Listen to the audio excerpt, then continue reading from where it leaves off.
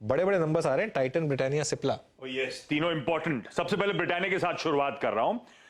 अपने record high से महज 5% के आसपास की दूरी पर यह स्टॉक खड़ा हुआ है। आय में 14% का उछाल, और इस आय में जो 14% जंप की मैं बात कर रहा हूं, इसका ब्रेकअप समझा देता हूं। बाजार एक्सपेक्ट कर रहा है 4 से 5% डोमेस्टिक वॉल्यूम ग्रोथ बढ़ेगी, और दूसरी तरफ प्राइस मिक्स जो है वो आय में 10 से 11% कंट्रीब्यूट करेगा, इसीलिए वो 14 से 15% रेवेन्यूज में जंप। पिछले कुछ समय का वॉल्यूम ट्रेंड आपकी स्क्रीन पर आएगा। इस बार 4 से 5% वॉल्यूम में उछाल, इबीटा 8.5% का जंप, मार्जिन 80 बेसिस पॉइंट्स गिरेंगे। पर ध्यान रखिएगा, ओवरऑल रॉ मटेरियल की बास्केट बड़ी इंटरेस्टिंग हो रही है। व्हीट प्राइसेस बढ़े थे ऑफ लेट, पाम ऑयल के प्राइसेस गिरे थे। तो अब यहां से मैनेजमेंट की कमेंट्री की मार्जिन्स का आउटलुक कैसा रहेगा, ओवरऑल इंपैक्ट रॉ मटेरियल की वोलेटिलिटी का असर कैसा पड़ रहा है, वो क्लोजली वॉच आउट करेगा स्ट्रीट। मुनाफा 10% बढ़ेगा, और मैनेजमेंट की कमेंट्री डिमांड रिकवरी पे बेहद इंपॉर्टेंट। दूसरी, टाइटन कंपनी, ये भी नियर रिकॉर्ड हाइस के आसपास ट्रेड कर रहा है। बहुत स्ट्रॉन्ग क्वार्टर अपडेट दिया था, याद रखिएगा, Q2 का, जब इस कंपनी की तरफ से आया था। क्या कहा था इसने? ओवरऑल सेल्स 18% जंप करी है, ज्वेलरी डिवीजन में 18% का जंप है, डिस्पाइट हाई बेस। तो ये बढ़िया क्वार्टरली अपडेट के चलते ही आपने देखा था स्टॉक इस तरह का उफान मचा रहा था। बाकी के सेगमेंट्स का ब्रेकअप भी स्क्रीन पर आ जाएगा, मैनेजमेंट ने ऑलरेडी हाईलाइट कर रखा था।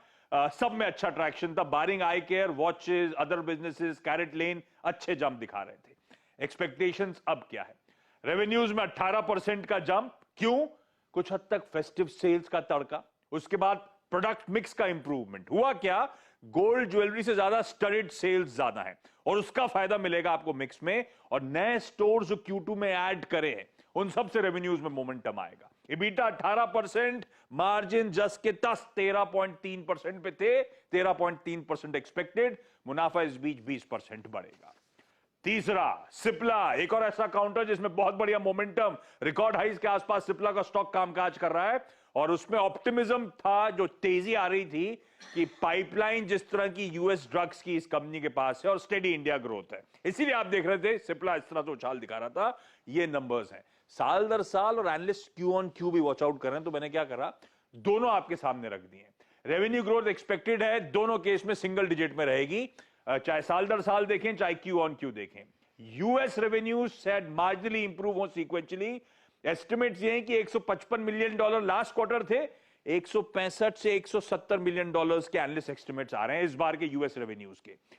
प्राइस इरोजन बेस पोर्टफोलियो में होगा साल दर साल, इसके चलते मार्जिन में साल दर साल कॉन्ट्रैक्शन होना है, पर स्ट्रीट क्लोजली वॉच आउट करेगी क्यू ऑन क्यू, किस तरह से प्राइस इरोजन हो रहे हैं या स्टेबिलिटी लौट रही है। इंडिया बिजनेस को लेकर कंफ्यूजन है। 8 से 12% तक की ग्रोथ एनालिस्ट फर्टिलिटी एक्सपेक्ट कर रही है। क्यों? क्योंकि बेस तगड़ा था, वो कोविड के समय के तरह सिप्ला का पोर्टफोलियो सबसे ज्यादा प्रोमिनेंट है उस स्पेस में। अब उस तगड़े बेस के बाद थोड़ा सा फर्टिलिटी डिवाइडेड है कि 8 से 12% के आसपास की शायद ग्रोथ होगी, नजर का रहेगी, ये इंपॉर्टेंट। इसका गोवा प्लांट यूएसएफडी ने री इंस्पेक्ट करा था, उसकी कमेंट्री, यूएस के सेल्स आउटलुक पर कमेंट्री, जो तमाम बड़ी ड्रग्स हैं FY23 के लिए उनके रैंप अप के एस्टिमेट्स, चाहे वो रेवलिमिड हो, अदवेर हो, सबके नए ड्रग लॉन्चेस, और in fact even complex generic launch की पाइपलाइन, ये सब स्ट्रीट कीनली वॉच आउट करना चाहेगी। पर ये तीनों स्टॉक जिनकी बात करी, बहुत अच्छे बुल मोमेंट